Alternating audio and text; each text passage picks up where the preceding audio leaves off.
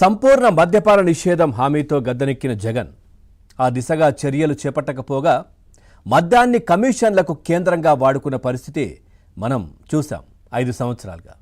ఎక్కడా వసూళ్లు అనే పదం కనిపించకుండా పక్కా ప్లాన్తో ఏకంగా మద్యం కంపెనీల నుంచే ప్రభుత్వం పెద్దలు ముడుపులు వసూలు చేసుకున్నారు అనేది పూర్తిగా తేటతెల్లమవుతున్నటువంటి పరిస్థితి. అదేదో సినిమాలో చెప్తా ఉంటారు కదా, ఒక గోడ కట్టినట్టు, ఒక మొక్కకు అంటుగట్టినట్టు అనే విధంగా. అంటే చాలా జాగ్రత్తగా ఎక్కడా కూడా అనుమానం రాకుండా, ఎవరికీ తెలియకుండా డైరెక్ట్గా తాడేపల్లికే డబ్బు వచ్చే విధంగా పూర్తిగా జెట్ ట్యాక్స్ వసూలు చేశారు జగన్మోహన్ రెడ్డి మద్యానికి సంబంధించి అనే మాటలు కూడా ఇప్పటి కూటమి ప్రభుత్వం చెప్తున్న పరిస్థితులు. ఇక ఫలితంగా కంపెనీలకు ఇచ్చే ధర కంటే అదనంగా కూడా చెల్లించిన పరిస్థితి. ధర పెంచడంతో ఆ భారం వినియోగదారులపై పడింది. పక్క రాష్ట్రంలో లేని ధరలు మన దగ్గర బాదారు. ఒక బ్రాండ్ ధర పొరుగు రాష్ట్రంలో క్వార్టర్కు మనం చూస్తే కనుక 170 రూపాయలు ఉంటే ఏపీలో అదే క్వార్టర్ 220 రూపాయలకు అమ్మారు. ఇక ఇటు ఒకే బ్రాండ్, ఒకే పరిమాణం, ఒకే క్వాలిటీ అయినప్పుడు ఇంత తేడా ఎలా వచ్చింది అంటే అదంతా జే బ్రాండ్ అని కూటమి ప్రభుత్వం చెప్తా ఉంది. ఈ ప్రశ్నకు ఇప్పటి ప్రభుత్వం సమాధానం చెప్పలేదు. ఎందుకనంటే పూర్తిగా అవన్నీ ఒక్కొక్కటిగా బయటకు వస్తున్న పరిస్థితులు. సో అప్పటి ప్రభుత్వం చేసినటువంటి పరిస్థితి ఎందుకు ఇంత పెంచారు అని అడిగితే కనుక దానికి సంబంధించి ఎక్కడ ఆన్సర్ లేదు. ఏదో క్వాలిటీ ఇస్తున్నామని చెప్పారు కానీ పూర్తిగా నాసిరకం.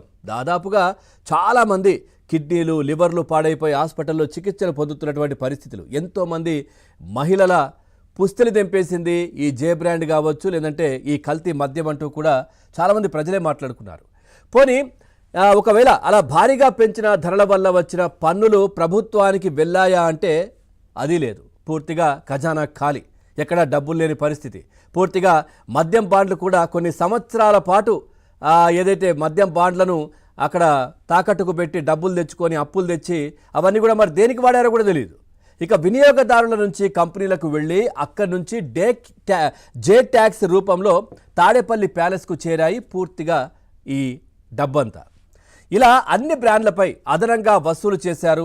సగటున చూస్తే క్వార్టర్పై 30 అదనంగా బాధేశారు. ఇంకా అర్థమయ్యేలా చెప్పాలంటే మందుబాబులు ప్రతిరోజు వారి సంపాదన నుంచి సగటున 30 రూపాయలు తాడేపల్లి ప్యాలెస్కు జే ట్యాక్స్ కట్టారు. ఒకరోజు మద్యం తాగితే క్వార్టర్, దాంట్లో 30 రూపాయలు జే ట్యాక్స్ రూపంలో తాడేపల్లి ప్యాలెస్కు కట్టేశారన్నమాట. అది 5 ఏళ్లకు లెక్కేస్తే కనుక 50,000 దాటిపోయింది. అదే జే ట్యాక్స్ లేకపోతే ప్రతిరోజు మందు తాగినా ఆ 50,000 పేద కుటుంబాలకు మిగిలేవి.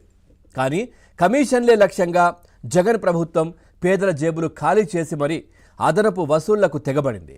కూటమి ప్రభుత్వం ఇప్పుడు అవే బ్రాండ్ల ధరలు తగ్గించడంతో అసలు విషయం బయటపడుతోంది.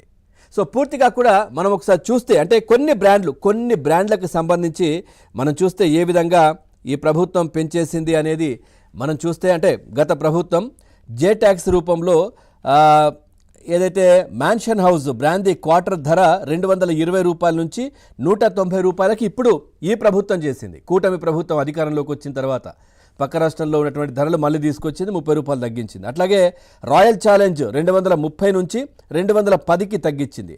యాంటిక్ పిచ్చి బ్లూ విస్కీ ఫుల్ బాటిల్ 1600 నుంచి 1400కు తగ్గించారు. సేమ్, ఎందుకంటే పక్క రాష్ట్రంలో అదే అమ్ముతున్నారు, అదే క్వాలిటీతో ఇప్పుడు ఈ రాష్ట్రంలో కూడా ఈ డబ్బులు తగ్గించి, ధర తగ్గించి పూర్తిగా అలవాటు ఉన్న వాళ్ళకి అంటే ఇస్తున్నటువంటి పరిస్థితులు అయితే కనిపిస్తూ ఉన్నాయి. అంటే జగన్మోహన్ రెడ్డి మనం చూస్తే మద్యపాన నిషేధం అని చెప్పారు, విడతల వారీగా మద్యపాన నిషేధం అన్నారు, స్టార్ హోటలకే పరిమితం అన్నారు.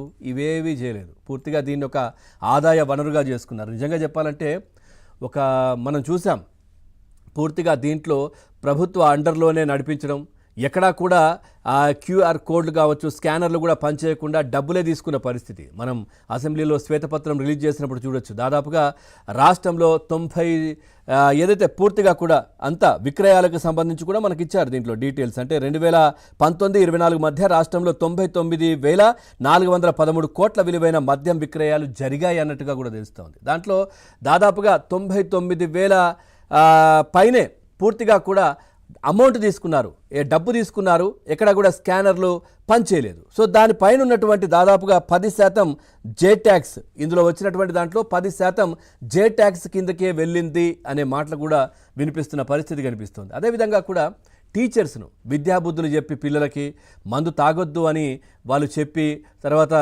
రేపటి పౌరులుగా తీర్చిదిద్దేటటువంటి విద్యార్థులను ఏదైతే టీచర్స్ ఎవరైతే ఉంటారో వాళ్ళను అక్కడ మద్యం షాపుల దగ్గర లైన్లు నిలబెట్టించడం కావచ్చు, లేదంటే అక్కడ మెయింటెనెన్స్ చేసే వాళ్ళగా విధులు కావచ్చు, ఇట్లాంటివి కూడా గత ప్రభుత్వం చేసింది. వాళ్ళు అసలు ఎంతగా ఇబ్బంది పట్టారో, ఎంత నరకం అనుభవించారో మనందరం చూసాం. సో ఈ విధంగా మద్యాన్ని కావచ్చు, ప్రభుత్వ ఉద్యోగులను